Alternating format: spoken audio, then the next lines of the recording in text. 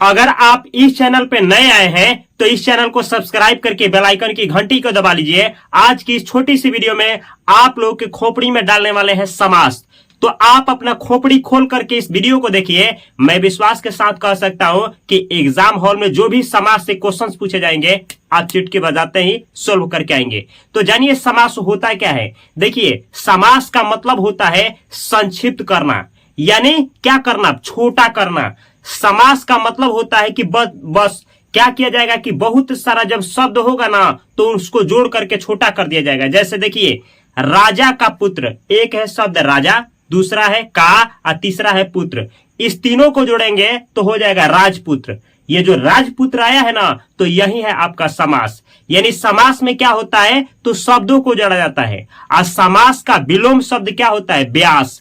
आप वेद व्यास का नाम सुने हैं, तो व्यास जो शब्द है ना वही समास का विलोम शब्द है। चलिए इसको थोड़ा गहराई में देखा जाए। ये देखिए, यह है आपका समास।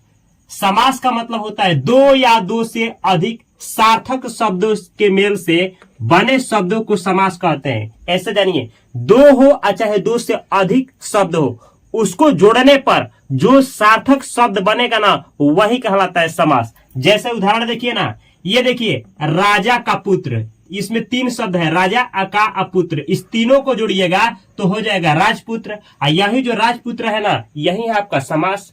सेम ऐसे ही ये देखिए, राजा और रानी, तो राजा और रानी तीन शब्द है, इसको हम क्या किए, राजा रानी। तो ये जो राजा रानी बनाए हैं ना यही है आपका समास। तो देख रहे हैं इसमें क्या जुट रहा है, आपका शब्द जुट रहे हैं, शब्द। तो समास जो है ना शब्दों को जोड़ने का काम करता है। और समास का मतलब क्या होता है, तो समास का शाब्दिक अर्थ कहा जाए, यानी वास्तविक जो अर्थ होता है वो होता है आपका संक्षेपीकरण, यानी संक्षिप्त करना, छोटा करना, यानी घटाना, संक्षिप्त करना। यानी समास का मतलब ही होता है छोटा करना। समझे।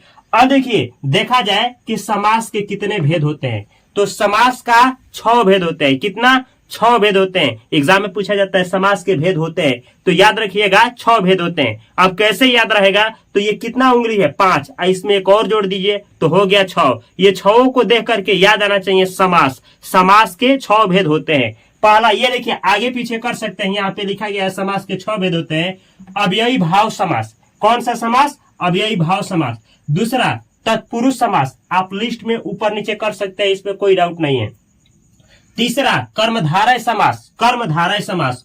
द्वंद्व समास, चौथा है द्वंद्व समास। पांचवा देखिए द्विगु समास, और छठवां है आपका बहुव्रीहि समास। अब आप कहेंगे ना कि हमसे ये याद ही नहीं होगा, तो टेंशन मत लीजिए, आपको ट्रिक देंगे हम, याद हो जाएगा। एक बार और देख लीजिए, अव्ययी भाव समास, तत्पुरुष समास, कर्मधारय समास, द्वंद्व समास, द्विगु समास और बहुव्रीहि समास। तो अब देखिए इसको याद करने का कौन सा तरीका है, तो एक तरीका है आपका द्वंद्वी अब तक। ऐसे याद रखेंगे, द्वंद्वी द्वंद्वी, ये देखिए द्वंद्वी अब तक, अब तक, यह है आपका ट्रिक याद करने का। द्वंद्वी अब तक, देखिए ना इसमें 2 है, 2 है, 2 है, तो कितना, 2 2। अच्छा ऐसे समझिए, ये 2 और 2 और 2, तो 2 2 कितना हुआ, 2 2 4 और 4 2 6। समास कितने होते हैं, 6। आइए देखिए, ये दो जो लिखा है ना, दो, तो दो से कौन सा समास, द्वंद्व समास। आइए देखिए दी से कौन सा समास, तो याद रखिएगा दी से कौन सा, तो ये मारना है द्विगु समास। आप याद रखिएगा दी से द्विगु समास। और सेम ऐसे ही अ से कौन सा समास, तो अ से अव्ययी भाव समास। और ब से कौन सा समास, तो याद रखिएगा बहुव्रीहि समास। और त से कौन सा समास, तो तत्पुरुष समास। और ये क से कौन सा समास, तो याद रखना है कर्मधारय समास। तो देखिए ना, आपका ये जो 6 जो समास है इस ट्रिक के द्वारा आप याद रख सकते हैं कि 6 ही समास होता है। अब देखिए समास को पहचानने का तरीका क्या है, कैसे आप सेकंड में हल करेंगे, जानिए। अव्ययी भाव समास, तो अव्ययी भाव समास जो होता है ना, इसका पहला पद अव्यय होता है, पहला पद अव्यय होता है, या फिर पहला पद ना उपसर्ग होता है। आपसे एग्जाम में पूछा जाएगा किस समास का पहला पद अव्यय होता है, तो याद रखिएगा अव्ययी भाव समास का। या किस समास का पहला पद जो होता है उपसर्ग लगा होता है पहला पद में, तो कौन सा समास में, अव्ययी भाव समास में। जैसे देखिए ना यहाँ, आ जन्मा, आ जन्मा। अब ये जो आ है ना हिंदी का उपसर्ग है, तो आ जन्मा कौन सा समास है? अव्ययी भाव समास। ऐसे ही प्रतिदिन, ये जो प्रति देख रहे हैं ना, ये क्या है? उपसर्ग है। तो प्रतिदिन आपका कौन सा समास है? अव्ययी भाव समास। याद रखिएगा, जब कोई शब्द इस योजक, इसको योजक शब्द बोला जाता है, योजक चिन्ह, योजक चिन्ह। जब कोई शब्द इस योजक के चिन्ह के द्वारा क्या है? जुट कर क्या है? याद रखिएगा, यहां जो शब्द आएगा सेम वही शब्द यहां आएगा, यानी दोनों जब सेम आ जाएगा तो वो भी शब्द होता है आपका अव्ययी भाव समास। जैसे ये है योजक चिन्ह, देखिए ये है योजक चिन्ह, इसके आगे पीछे जो शब्द आया है ना वो सेम है, रात रात। तो ऐसे ही आपसे पूछा जाएगा रात रात कौन सा समास है? तो याद रखिएगा अव्ययी भाव समास। ऐसे ही मोटा मोटा कौन सा समास है? तो अव्ययी भाव समास। ऐसे ही आप दिन दिन कर सकते हैं, छोटा छोटा कर सकते हैं। तो याद क्या रखना है कि यहाँ ये योजक चिन्ह है, योजक चिन्ह के आगे पीछे दोनों जब सेम रहेगा, सेम का मतलब सेम रहेगा, तो आप टिक लगाएंगे अव्ययी भाव समास। एग्जाम में आता है, विशेष ध्यान देना है। तो क्या पहचानने का क्या तरीका है? 3 तरीका। पहला शब्द क्या होगा? अव्यय या उपसर्ग होगा।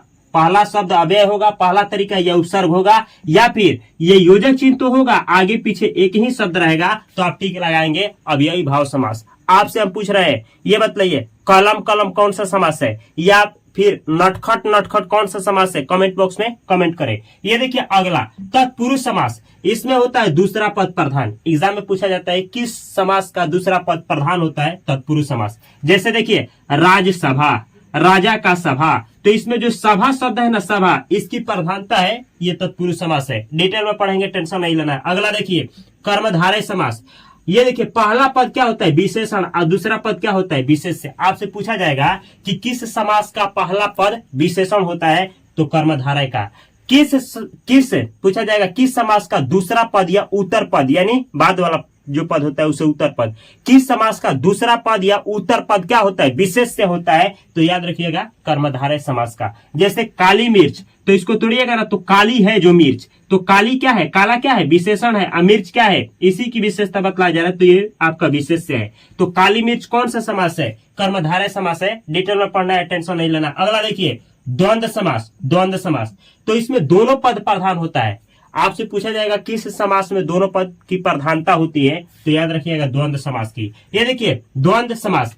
अब इसका देखिए, इसका क्या है? द्वंद्व वाले का द्वंद्व आपको देखने में नहीं लग रहा है एक जैसा है दोनों, तो ये देखिए ना एक जैसा है। देखिए इसमें आएगा योजक चिन्ह, लेकिन यहाँ जो शब्द आएगा ना उसका उल्टा यहाँ रहेगा, मतलब उल्टा उल्टे शब्द दिए रहेंगे, विलोम शब्द दिया रहेगा योजक के बाद। जैसे देखिए, ये देखिए आपका योजक चिन्ह है, लेकिन माता पिता, माता पिता। अब माता पिता कौन सा समास है? तो आपका द्वंद्व समास। अच्छा इसमें अंतर क्या है थोड़ा सा जान लीजिए, क्योंकि डाउट नहीं होना चाहिए। दोनों जगह पे योजक चिन्ह है, देखिए दोनों जगह पे योजक चिन्ह है, लेकिन यहाँ दोनों शब्द एक ही बराबर है, एक ही शब्द है। और यहाँ देखिए उल्टा आएगा, उल्टा। जब उल्टा आ जाए तो समझ जाना है द्वंद्व समास है। या फिर यहाँ पे आप ना इसको हटा करके, योजक चिन्ह हटा करके आप और शब्द का प्रयोग कर सकते हैं। जैसे माता पिता बोलिए, चाहे माता और पिता बोलिए, समझे। यहाँ रात और रात नहीं बोला जाएगा, गलत हो जाएगा। मोटा और मोटा नहीं, ये नहीं चलेगा। यहाँ उल्टा वाला में चल जाएगा। और जैसे देखिए दिन और रात, या फिर बोलेंगे दिन और रात, तो दोनों क्या हुआ आपका? द्वंद्व समास। ऐसे ही भाई और बहन, तो भाई और बहन कौन सा समास हुआ? द्वंद्व समास। आप और को हटा करके यहाँ योजक चिन्ह बोल सकते हैं भाई बहन, तो ये हो जाएगा आपका द्वंद्व समास। ऐसे ही मोटा पतला, बड़ा छोटा, इस तरीके से उल्टा, दिन रात, ठंडी गर्मी, तो ये आपका कौन सा समास होगा? द्वंद्व समास। अगला देखिए, अगला है आपका द्विगु समास। तो द्विगु समास में क्या होता है? द्विगु समास में ना पहला वाला जो शब्द होगा, देखिए पहला जो पद होगा वो क्या होगा? संख्यावाचक होगा, और दूसरा पद की प्रधानता होगा। आपसे पूछा जाएगा किस समास का पहला शब्द, पहला पद संख्यावाचक होता है? तो द्विगु का। द्विगु का मतलब नहीं लग रहा है दो, दो और दो क्या होता है? संख्या, यानी दो एक संख्या है, तो द्विगु समास भी संख्या का बोध कराएगा। यानी ये देखिए नवरत्न, तो ये देखिए ना नौ क्या है? संख्या बतला रहा है, तो आपका क्या हुआ? द्विगु समास। ऐसे ही ये देखिए ना चौराहा, चौ का मतलब चार, तो चार राहों का समारोह, तो ये क्या हुआ? समारोह, तो द्विगु समास। ऐसे ही आप ना नवरत्न हो गया, चौराहा हो गया, पंचवटी हो गया, त्रिभुज हो गया, आप बहुत सारा उदाहरण ले सकते हैं, आगे डिटेल में देखना है। अगला देखिए आपसे एग्जाम में ये याद रखिएगा कि किस समास का दूसरा पद प्रधान होता है, द्विगु समास। ये देखिए बहुब्रीहि समास। तो देखिए बहुब्रीहि समास में ना पहला पद की प्रधानता होती है ना दूसरा पद का। आपसे पूछा जाएगा किस समास का ना पहला पद प्रधान होता है ना दूसरा, तो याद रखना है बहुब्रीहि समास। बहुब्रीहि ऐसा समास है ना पहला पद प्रधान होगा ना दूसरा पद प्रधान होगा, इसमें तीसरा पद की प्रधानता होती है। यानी ये जो समास होता है, ये समास, ये जो ऐसा समास है ना किसी और शब्द की विशेषता बतलाता है। जैसे आपसे पूछा जाएगा कि किस समास का पहला पद और दूसरा पद प्रधान नहीं होता है, तो बहुब्रीहि समास। या आपसे पूछा जाएगा कौन सा समास है जो किसी अन्य शब्द की विशेषता बतलाता है, तो आप कहेंगे बहुब्रीहि समास। या कौन सा समास है जो तीसरी पद की प्रधानता बतलाता है, तो बहुब्रीहि समास। यह है बहुब्रीहि समास जिसमें तीसरा पद की प्रधानता बतलाई जाती है। जैसे देखिए वीणा पाणी। अभी वीणा पाणी जो शब्द है ना, तो वीणा पाणी का मतलब होता है सरस्वती। यानी ये जानिए जितना भी देवी देवताओं का पर्यायवाची शब्द है ना, ये सब बहुब्रीहि समास में आता है। जैसे निशाचर। निशाचर मतलब क्या, निशा में मतलब रात में क्या करने वाला, विचरण करने वाला को बोला जाता है निशाचर। निशा का मतलब होता है रात, निशाचर मतलब होता है राक्षस। तो निशाचर कौन सा समास है, बहुब्रीहि समास। परशुधर, परशु यानी परशु को धारण करने वाला। परशु कौन धारण किए थे, परशुराम। तो परशुराम को क्या कहा जाता है, आपको कहा जाता है परशुधर। तो देखिए जितना भी आप लंबोदर, वीणापाणी, चक्रधर, चंद्रशेखर, ये जितना शब्द सुने हैं जो देवताओं का पर्यायवाची शब्द है, सबका शब्द आता है आपका बहुब्रीहि समास में। अब चलिए एक एक करके अव्ययी भाव समास, तत्पुरुष समास, कर्मधारय समास, द्वंद्व समास, द्विगु समास और बहुब्रीहि समास थोड़ा डिटेल में देखा जाए क्वेश्चन आंसर के साथ। तो देखिए पहला समास है आपका अव्ययी भाव समास। एक एक करके देखा जाएगा, ध्यान से देखिए। अव्ययी भाव समास। तो देखिए अव्ययी भाव समास का मतलब क्या होता है, ऐसा समास यानी ऐसा शब्द, देखिए शब्द को देखिए, ये शब्द है ना, तो शब्द का अगर पहला शब्दांश, पहला टुकड़ा क्या है, उपसर्ग है, तो समझ जाना है कि अव्ययी भाव समास है। अव्ययी भाव समास का ना पहला पद क्या होता है, प्रधान होता है। हेलो, पहला पद अव्ययी भाव का क्या होता है, प्रधान होता है, या फिर पहला पद अव्यय होता है। एग्जाम में पूछा जाएगा किस समास का पहला पद अव्यय होता है, अव्ययी भाव समास का। किस समास का पहला पद प्रधान होता है, तो याद रखना है अव्ययी भाव समास का। या पूछा जाएगा किस समास का पहला पद उपसर्ग होता है, तो अव्ययी भाव समास का। देखिए यहाँ पे लिखा गया है जिन शब्दों के प्रारंभ में उपसर्ग लगा हो उसे क्या कहते हैं, अव्ययी भाव समास कहते हैं। इसका पहला पद प्रधान होता है, इसका मतलब किसका, अव्ययी भाव समास का पहला पद प्रधान होता है। और इतना ही नहीं, पहला पद अव्यय भी होता है। तो एग्जाम में 3 क्वेश्चन बन रहा है, किस समास का पहला पद उपसर्ग होता है, अव्ययी भाव समास। किस समास का पहला पद प्रधान होता है, अव्ययी भाव समास। और किस समास का पहला पद उपसर्ग होता है, अव्ययी भाव समास। तीनों में से कोई एक एग्जाम में आता है। आगे देखिए यहाँ ना हम लिखे हैं समास, ये देखिए समास है। आइए देखिए उसको तोड़ेंगे ना तो शब्द में लगा होगा उपसर्ग, आप जान जाएंगे। आइए देखिए समास विग्रह। समास विग्रह का मतलब क्या होता है, देखिए बहुत सारा शब्द मिल करके क्या हो जाएगा, एक, तो ये हो जाएगा समास। और जब उसको पहले जैसा तोड़ देंगे ना तो वही हो जाएगा समास विग्रह। जैसे ये देखिए यहाँ पे समास है यथासंभव। अब इसको जब तोड़ेंगे ना तो ये जो यथा आप देख रहे हैं, यथा, ये अलग हो जाएगा यथा असंभव का संभव। अब ये जो यथा है ना ये उपसर्ग है, ये आपका शब्द है शब्द। जब इस दोनों को जोड़े हैं तब बना है यथासंभव। इसका अर्थ क्या होता है, यथासंभव का अर्थ होता है जैसा संभव हो। तो आपसे एग्जाम में पूछा जाएगा यथासंभव का समास विग्रह करें तो जैसा संभव हो जाएगा। या फिर जैसा संभव हो का समास होगा तो क्या होगा, यथासंभव। इस तरीके से एग्जाम में पूछा जाता है। अब देखिए ये यथा क्या है, यथा उपसर्ग है, तो यथा देखते ही हम जान गए कि यह अव्ययी भाव समास है। अगला देखिए यह है अनुरूप। अनुरूप, ये अनु क्या है, अनु उपसर्ग होता है। इसको जब तोड़िएगा तो ऐसे होगा अनु प्लस रूप। अनु क्या है, उपसर्ग है, ये आपका रूप शब्द है। अब देखिए अनुरूप का समास विग्रह करें तो क्या होगा, रूप के योग्य। या रूप के योग्य का समास होगा, क्या होगा, तो अनुरूप होगा। इस तरीके से अनु देख करके, उपसर्ग देख करके ही हम जान गए कि ये अव्ययी भाव समास है। अगला देखिए आजन्म। आजन्म, अब ये जो आ देख रहे हैं ना, ये आ क्या होता है, ये आ होता है आपका उपसर्ग। ये शब्द जो है, ये जन्म जो है ना ये शब्द है, तो आ उपसर्ग है, ये जन्म शब्द है, दोनों को जोड़े हैं ना तो बना है आजन्म। आजन्म का मतलब क्या होता है, मतलब इसका समास विग्रह क्या होता है, जन्म से लेकर, यानी जब से जन्म लिए है ना तब से लेकर। इसका अर्थ होता है जन्म से लेकर। तो एग्जाम में पूछा जाएगा आजन्म का समास विग्रह करें तो जन्म से लेकर, यह जन्म से लेकर का समास होगा तो क्या होगा आजन्म। अगला है आपका प्रतिदिन। अब देखिए ये प्रति है ना, ये प्रति क्या होता है उपसर्ग, प्र प्रा अप समूह अनु अव निशा निरा दूसरा दूरा भी आड़ अति सु आ, ये सब क्या होते हैं उपसर्ग होते हैं। हम देखे ना प्रति देखे तो जान गए कि ये क्या है, प्रति देखते ही हम जान गए कि ये अव्ययी भाव समास है। ये देखिए इसको जब तोड़ेंगे तो प्रति दिन होगा, प्रति प्लस दिन, ये प्रति उपसर्ग है। पूछा जाएगा प्रतिदिन का क्या करे, समास विग्रह करे, तो प्रतिदिन का समास विग्रह होगा प्रत्येक दिन। प्रत्येक दिन का क्या होगा समास होगा प्रतिदिन। तो ये है आपका अव्ययी भाव समास। लेकिन इतना ही नहीं, देखिए आपको बतलाए थे ना, जब भी देखिएगा कि बीच में योजक चिन्ह हो, बीच में ये वाला चिन्ह हो, ये देखिए योजक चिन्ह, ये योजक चिन्ह हो, इसके आगे वाला और पीछे वाला जो भी शब्द आए सेम का सेम आएगा तो समझ जाइएगा कि वो कौन सा समास है, आपका अव्ययी भाव समास है। याद रखना है क्योंकि क्वेश्चन आते हैं, यहां लिखे भी है अगर किसी समान शब्दों का पुनरावृत्ति हो तो वह अव्ययी भाव समास होते हैं। अब कैसे पुनरावृत्ति का मतलब होता है कि बार बार आना, ऐसे याद रखिएगा ये है आपका योजक चिन्ह, इसके आगे और पीछे समान शब्द आया होगा तो हम लगाएंगे टिक अव्ययी भाव समास। एग्जाम में पूछा जाता है, जैसे देखिए ये देखिए रात रात, अब ये है योजक चिन्ह, इसके आगे और पीछे एक जैसा है, ये रात रात कौन सा समास हुआ, अव्ययी भाव समास। ये देखिए दिन दिन, दिन दिन कौन सा समास है, देखिए योजक चिन्ह के आगे और पीछे दोनों एक ही शब्द है तो अव्ययी भाव समास। ये देखिए बहुत बहुत कौन सा समास हुआ,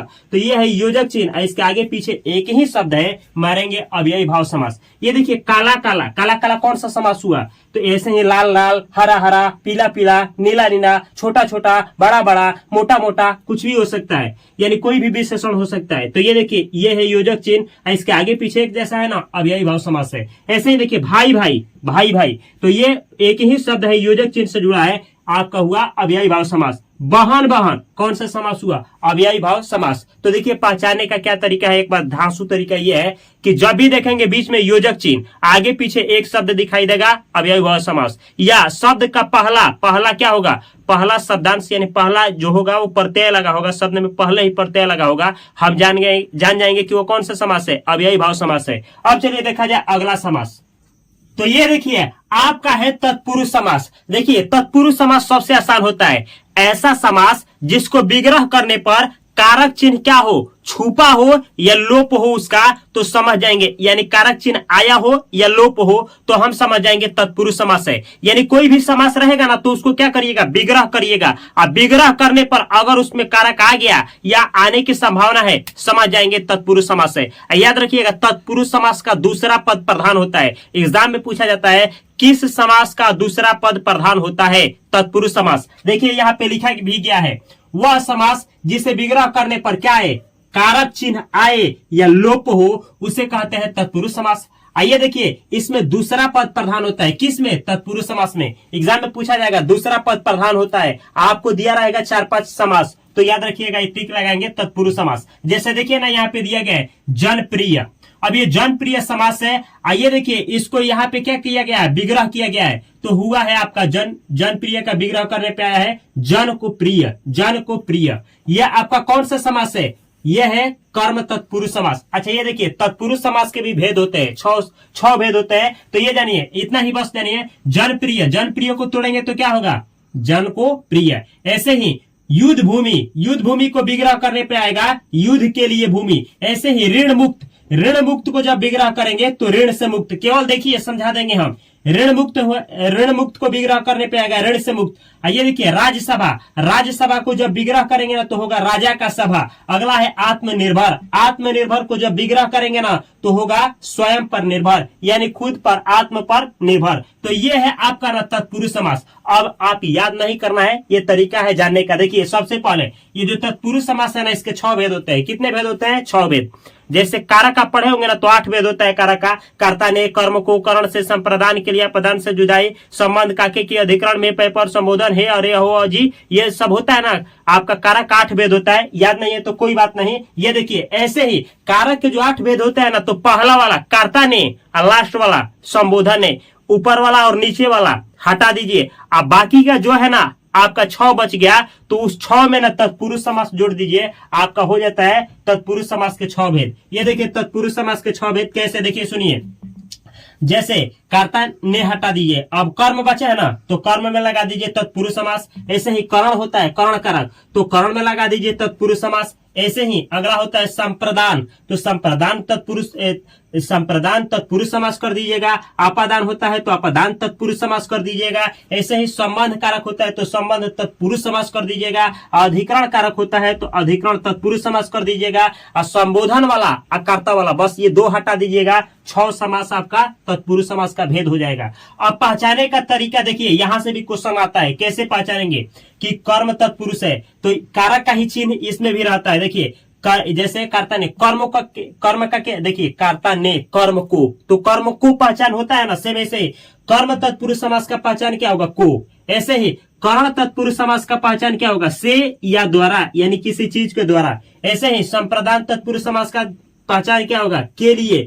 आपादान तत्पुरुष समास का से, यानी अलगाव या जुदाई या बिछड़ाव का बोध कराएगा। कारक पढ़ लीजिएगा एक बार। ये देखिए संबंध तत्पुरुष समास का काके किरारे रीनाने नहीं आएगा। ये देखिए अधिकरण तत्पुरुष समास का मे पेपर, चलिए उदाहरण लेकर के समझा रहे हैं। देखिए अब इसको समझिए, कैसे समझेंगे।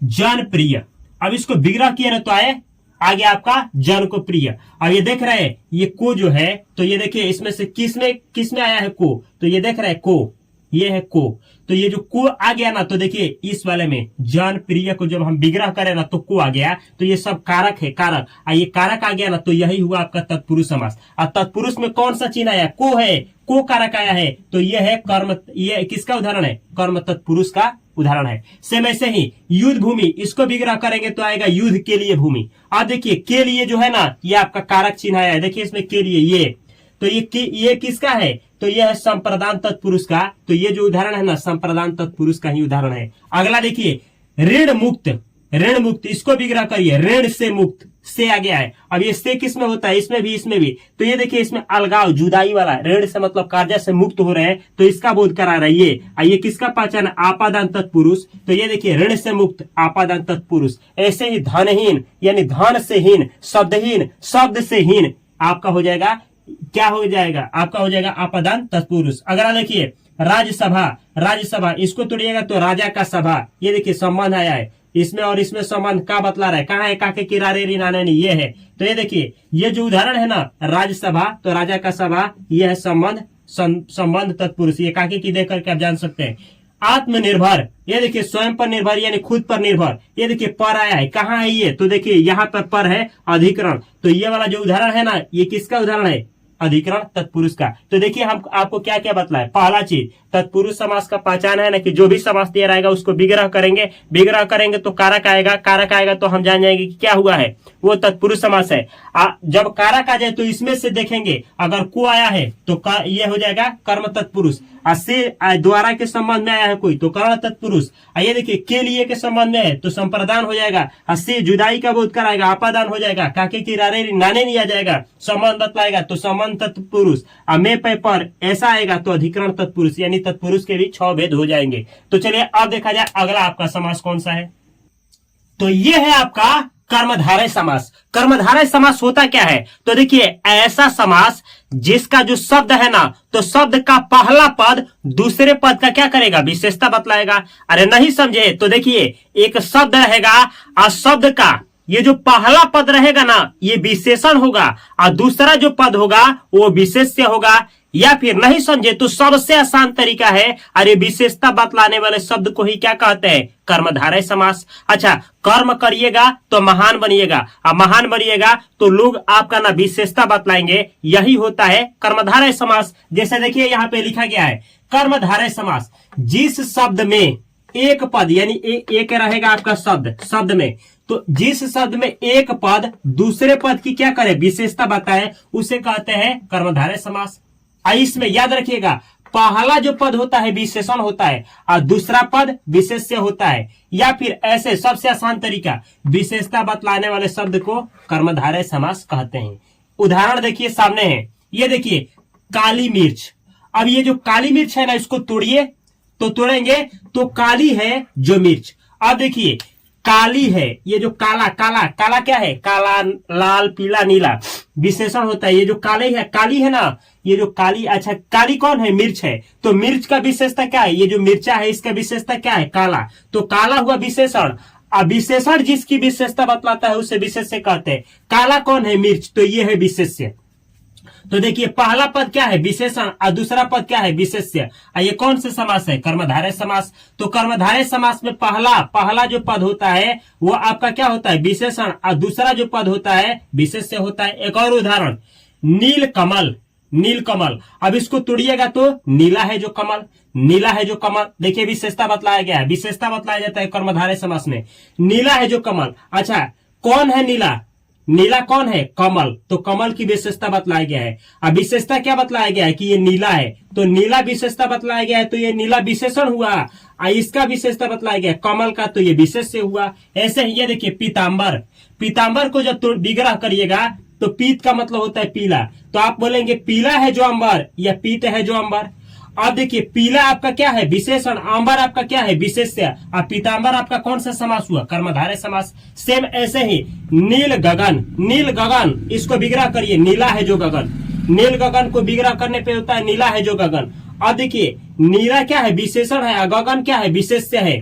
तो अच्छा कोई भी समास हो और उसमें क्या हो, विशेषण हो और विशेष्य हो, तो उसे क्या कहेंगे, उसे कहेंगे हम लोग कर्मधारय समास। तो ये है नील गगन आपका कर्मधारय समास हुआ। अगला देखिए चंद्रमुख, चंद्रमुख को जब विग्रह करिएगा तो होगा चांद जैसा मुख। अब देखिए चांद जैसा मुख, इसमें विशेषता बतलाया गया, मुख है लेकिन कैसा है, चांद के जैसा मुख है। तो ये देखिए इसमें मुख है आपका विशेष्य और चांद है आपका विशेषण, और जिसमें विशेषण और विशेष्य आ जाए वही तो होता है कर्मधारय समास, यानी जिसमें विशेषता बतलाया गया हो वही होता है कर्मधारय समास। अगला है महापुरुष। अब देखिए महापुरुष बोला गया, विशेषता बतलाया गया है, कर्मधारय समास है। महापुरुष को जब विग्रह करिएगा तो महान है जो पुरुष, अब महान क्या है आपका विशेषण है, अब पुरुष की विशेषता बतलाया गया तो पुरुष ही है आपका विशेष्य। तो जिसमें पहला पद विशेषण हो और दूसरा पद क्या हो, विशेष्य हो, वही होता है कर्मधारय समास। अर्थात महापुरुष आपका कर्मधारय समास हुआ।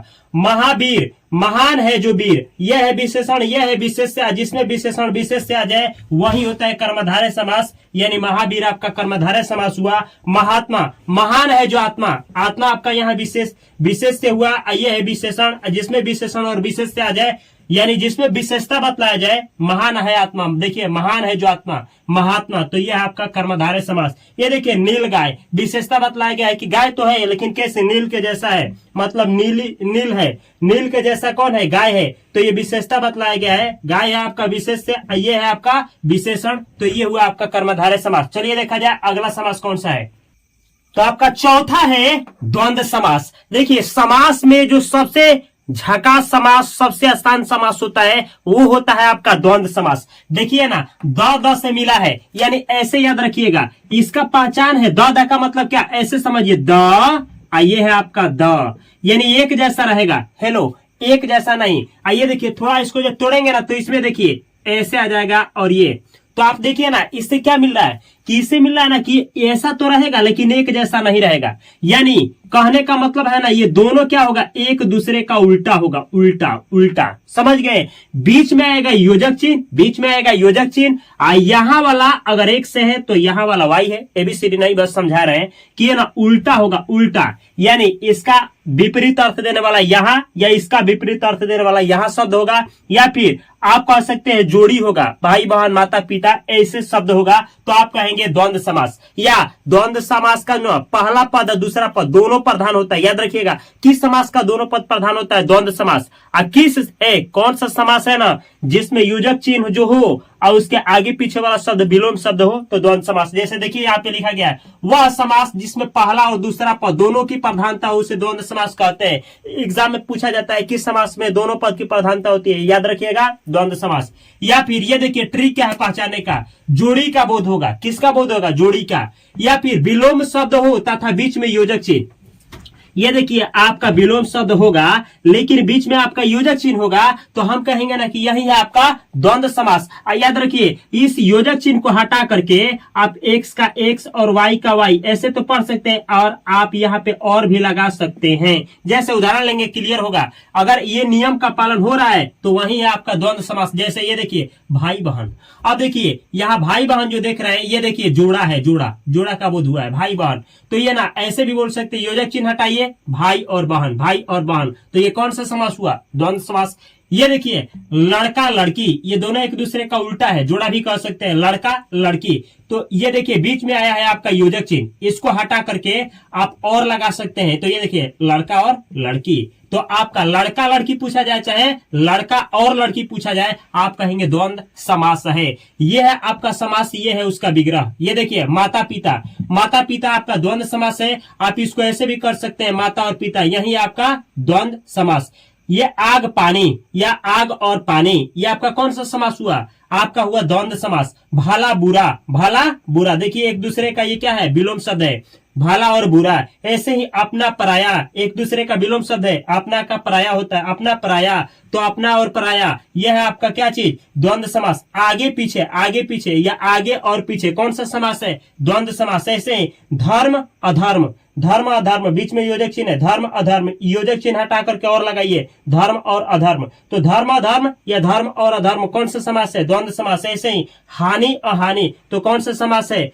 हानि अहानि, तो ऐसे बोलेंगे हानि और अहानि, आपका हुआ द्वंद्व समास। ऐसे ही ये देखिए दीन, ये देखिए दिन, और यहाँ आप कह सकते हैं, यहाँ बोलिए रात, रात, तो ये कौन सा समास हुआ? दिन और रात, चाहे दिन और रात, द्वंद्व समास। ऐसे ही चाचा चाची, भैया भाभी, ऐसे ही दिन रात, मोटा, ये देखिए लंबा लंबा, लंबा और छोटा, ये कौन सा समास है? लंबा छोटा। मोटा पतला, मोटा पतला, ये देखिए मोटा मोटा और पतला, ये कौन सा समास है? तो देखिए ना मोटा और पतला कह सकते हैं, ये एक दूसरे का क्या है? विलोम शब्द है। तो ये योजक चिन्ह है, दोनों तरफ क्या है? विलोम शब्द आया है, तो ये हुआ द्वंद्व समास। तो सबसे आसान था द्वंद्व समास। देखिए अगला समास कौन है? तो ये देखिए ये है आपका द्विगु समास। द्विगु समास सबसे आसान समासों में से एक होता है। देखिए द्विगु समास का मतलब होता है ना वह समास जिसमें पहला शब्द क्या हो? संख्यावाची हो। पहला शब्द जो होगा ना वो क्या होगा? संख्या का बोध कराएगा, उसे ही हम लोग कहेंगे क्या चीज? द्विगु समास। पहला देखिए, पहला जो रहेगा वो संख्या को बतलाएगा और दूसरा का प्रधानता होता है। यानी देखिए ऐसा समास जिसमें पहला पद संख्यावाची और दूसरा पद की प्रधानता हो उसे ही कहते हैं द्विगु समास। नहीं समझे तो ये जानिए कि इसमें ना संख्या की प्रधानता होती है। पूछा जाएगा किस समास में संख्या की प्रधानता होती है? तो द्विगु समास में। जैसे देखिए यहाँ देखिए द्विगु समास वह समास जिसका पहला पद क्या हो? संख्यावाची हो। जैसे देखिए ना ये पंचवटी, तो 5, नवरत्न 9, ये देखिए सप्त है, 9 है, चौ है, चौ मतलब 4, 3 है, तो ये ना ये क्या बतला रहा है? ये बतला रहा है संख्या